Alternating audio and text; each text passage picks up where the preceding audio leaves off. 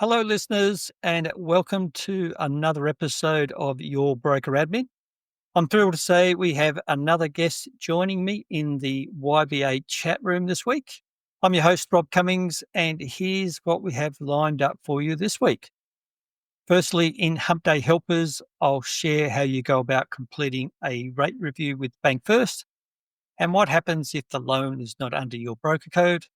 Then a catch up with my guest, Shelley Maher, Business and Operations Manager with Broker Engine, to share a little bit about her musical links and also, more importantly, her goals following the step up into her new role.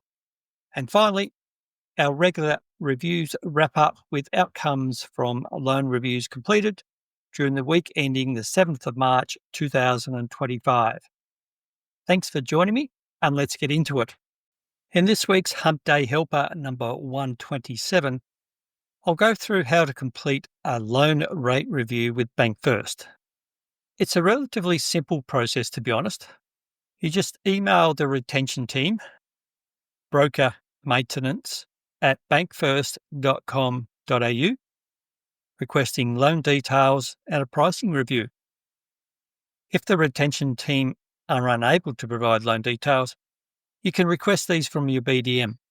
Remember, though, to provide the following details in your request: the broker name and code, the client member number, the customer names, the owner's estimated property value of the security, current loan products and the loan limits, and any competitor rates and or offers. And so what if the loan is under a different broker code? Well, all you do is simply email your BDM for the loan details and a rate review if required. Make sure, though, you provide the usual details along with the name and code of the old broker.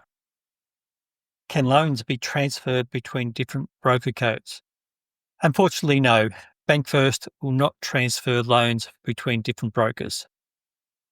Welcome, everyone, to another guest chat on Your Broker Admin. Joining me in the YBA chat room today is Shelley Maher, Business and Operations Manager with Broker Engine. Welcome, Shelley, to Your Broker Admin, and thank you kindly for making some time to join me today. Thank you very much for the invite, Rob. Happy to be here. Yeah, great. Now, before we get anything too deep, just for the listeners, I want to share some quick background about your sort of work history. So you're a country girl out of the South Australian Riverland. You moved out of the Riverland down to the Big Smoke, Adelaide, and you had several roles down there. Then in 2016, you made the big call to move to the real Big Smoke over to Melbourne and secured a role as a customer engagement specialist with Progress Claim. Then in 2017, you joined Broker Engine as a customer success manager. And last of all, in December 2024, you step up into your current role. Is that sort of a fair summary? Yeah, super accurate. So I'd loved growing up in the Riverland, but then one of the best things was moving out into the city and seeing the big wide world. And I just sort of kept going after that, and ended up in my role with Broker Engine. Yeah, fantastic. You're probably one of the few Adelaide girls that hasn't returned to Adelaide after they moved away. Yeah, a lot of my friends sort of went back to have families and even moved back to the Riverland to have their kids, but that's just not something in my plans. So Yeah, I went out instead. it's one thing the guys interstate like Sydney and Melbourne, they don't realise when they start dating an Adelaide girl that they're going to end up back in Adelaide. 100%. Warning to you all. Yeah, absolutely. Now, I hear you're somewhat of a talented vocalist. So I'm curious where does that come from, and what would you say has been your greatest achievement in that field so far? Oh yeah, it's always been a hobby of mine. Like I used to sing in school. I have a very musical family. My cousin is actually Cram, the drummer from Spiderbank, pretty Oh, big wait. Okay. deal in Wow. Yeah. Australia.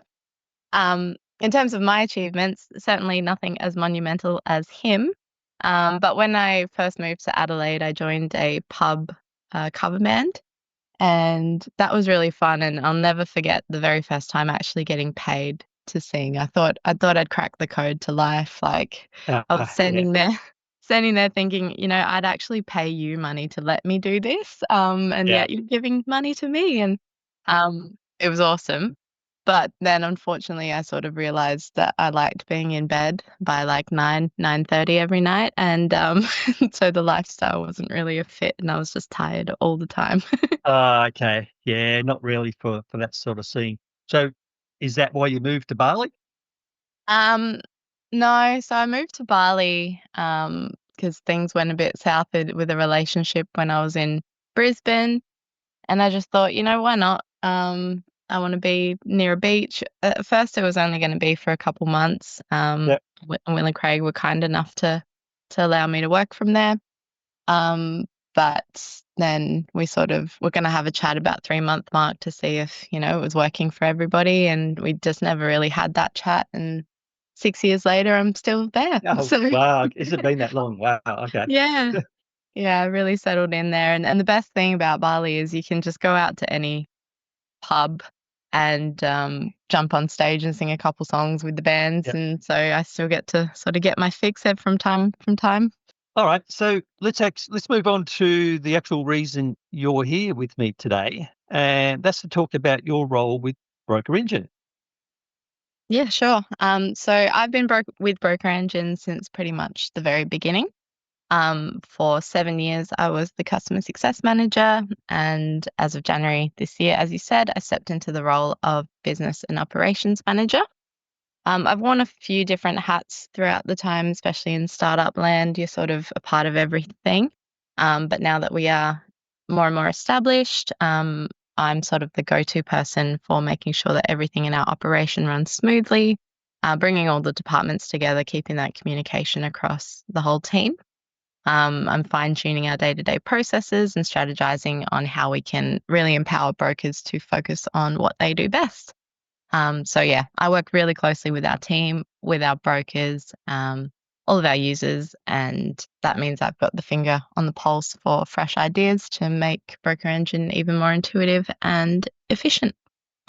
Absolutely. Now, I can say wholeheartedly from my point of view that I have had countless conversations, interactions with you in your role with Broker Engine, in our capacity of being a Broker Engine user ourselves. So, like I said, I can't speak highly enough of you and what you've Oh, thank been able to provide us. thank you. That means a lot. Yeah, I think the best thing about our whole team is that they all genuinely care about the product and about our Hmm. users. Yep. So you just get this next level sort of service that, you don't get everywhere. And you have to be like that when you are a startup. Hmm. But what I'm really focused on now is now that we're moving to be more established, that we don't lose that. And that's still at the core of everything that we do. Yeah. Yeah, I agree. There is something I am curious about. How did you come to actually working at Broker Engine? Well, how I actually got into tech was a complete accident in the first place. So I sort of moved out of Adelaide. I didn't know what I wanted to do. And I just applied for any job in Melbourne, basically, and I Hmm. landed Yeah. myself in my first tech role. So that was all going really well. But then my boyfriend got a business opportunity in Brisbane. So we sort of packed all our stuff up and I left that job behind. And I was thinking, I'll take a nice couple weeks off, settle Yeah. into a new state before I jump into the next thing. Hmm. But then I saw the ad for the broker engine role, and it was exactly what I was doing and enjoying in Melbourne. So I applied for it before we actually left Melbourne. And Yeah. then on the drive up to Brisbane, got the phone call from Will, and he wanted to meet the next day. And then I got the job offer the day after that. So straight into it. Yeah. Down Oh, to wow. Amazon. Okay. And so began the legend. All right. Okay. So, um, what was actually your understanding of Broker Engine and actually mortgage broker? broking as a whole before you started with Broker Engine? Well, I actually had zero industry knowledge. Like I'd worked in tech, I'd supported a tech product before, but that was more so it was financial stuff, but not mortgage broking at all. Yeah. So I had no industry knowledge whatsoever. I did a bit of research, obviously, before the interview, but it was pretty scary going in because obviously there are lots of specific terms in mortgage broking that I wasn't Yeah. across. Yeah. Um, Yeah. I actually remember calling a friend of mine who works in the industry, and I was like, "What's an aggregator?" And he tried to explain it to me, and I was still pretty confused afterwards. So I went into the interview and just, yeah, hope for the best. And it was kind of like starting a new language after I started, but it all fell into place pretty quickly. Yeah. Well, it's like any industry, the jargon just flows out of everybody in it. All the acronyms and Yeah. If you're enjoying the podcast, then feel free to jump onto podchaser.com, search Your Broker Admin, where you can leave a review, rate the podcast, or just simply follow us so you don't miss an episode. So, what exactly is it that Broker Engine does, and how does it possibly assist brokers and their support staff with running a mortgage broking business? yeah, so Broker Engine is a digital solution. It's specifically built for mortgage brokers to automate and error-proof their processes. So what we do is sort of take the heavy lifting out of the day-to-day operations for brokers so that they're not bogged down with admin tasks. And the ultimate goal is to sort of free up the broker's time so they can focus on what matters most, such as nurturing their clients and delivering not just a better but more efficient service overall.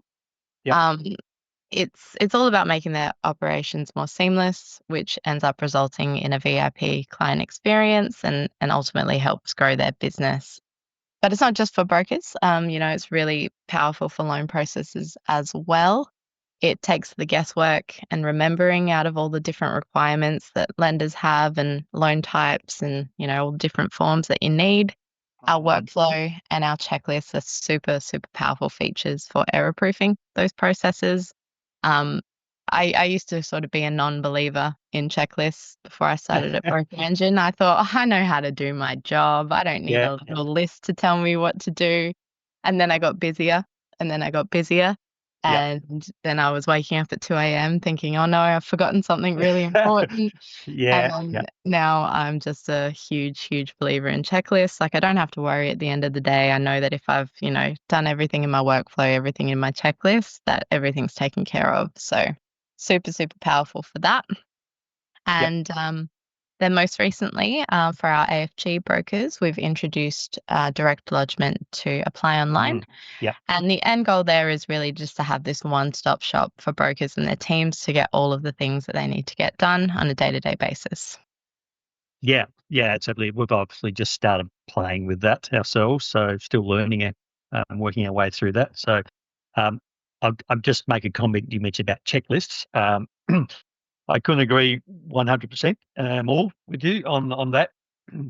We I'm a huge fan of checklists. In fact, what the thing I like about the checklist is that, particularly as as an outsource provider and using Broker Engine to run our whole business management, managing our deals, the use of checklist is ultimately important for us because I'm working for so many different brokers and Mhm. they all have different requirements, and we also potentially work for different aggregators and different Absolutely. states.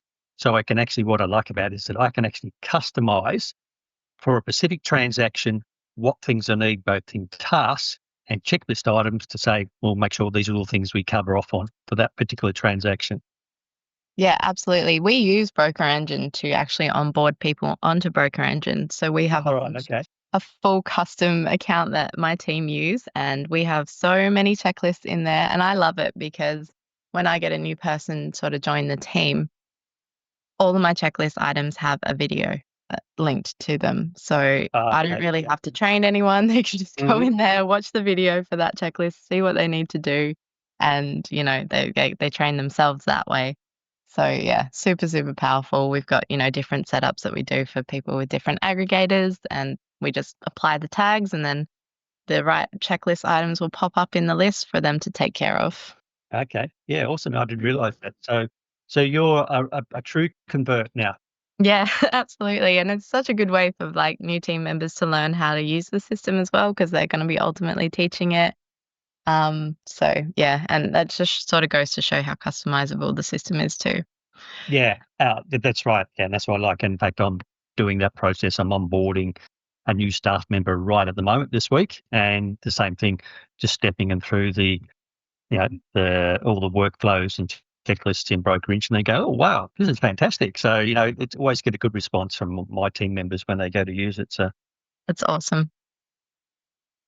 now, Shelley, how can someone who wants to know more or detail about Broker Engine, how it might assist them individually, get in contact with you? The first, I guess the best first step is to head to our website, which is www.brokerengine.com.au. There you can register for a demo. I think it's about a 45-minute session where you'll see all the highlighted features of Broker Engine. And then from there, if you've got more questions, you can book in with our sales team. They can answer any questions that you have.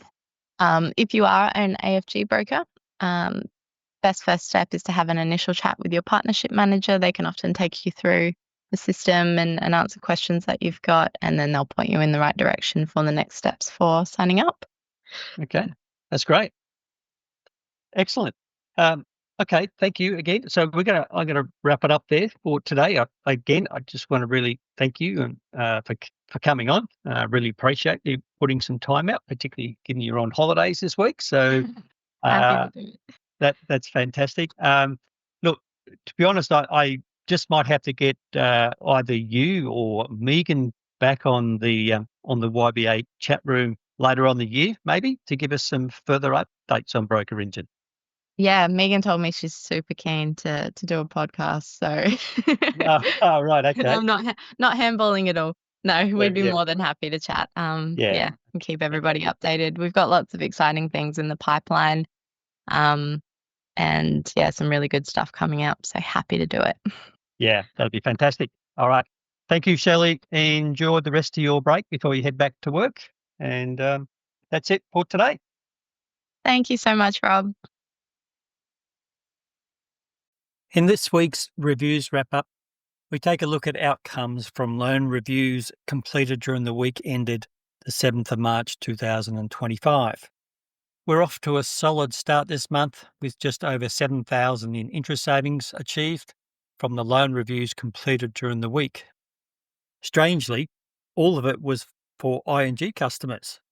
Amongst that, there were a couple of substantial loan amounts around the 1.5 million mark, with smallish rate reductions of approximately 0.1%. Then there were another couple with medium-sized loan amounts of around 550,000 and rate reductions in the 0.35 to 0.45% range. Everything else was obviously a no change. Plus, there were a couple of Macquarie ones from a purchase loan book where we weren't able to complete the review ourselves, but we did assist the clients in arranging a self-review. I must admit, it does seem to have made a difference when speaking with clients that their interest rate now starts with a 5 and not a 6. Bit of a psychological threshold there, I think. There were no new opportunity referrals this week. So that's it for this week, and we'll catch you again next week for another reviews wrap up. Just a quick reminder that if you'd like to provide a review on the podcast, then you can jump onto podchaser.com, search for your broker admin, and leave your review there, which would be greatly appreciated. You can also leave comments on any specific episode directly in Spotify. If you want to follow me personally, you can do so at linkedin.com. This is Rob Cummings with your broker admin. Thank you for listening.